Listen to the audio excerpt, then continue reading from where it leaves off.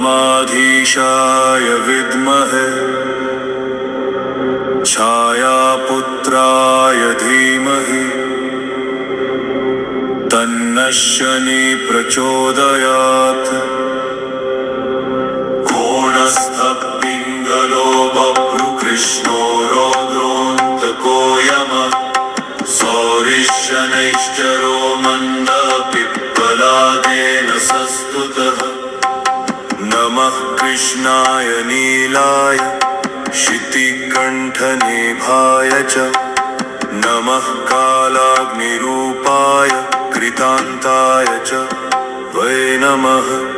शं शनैश्चराय नमः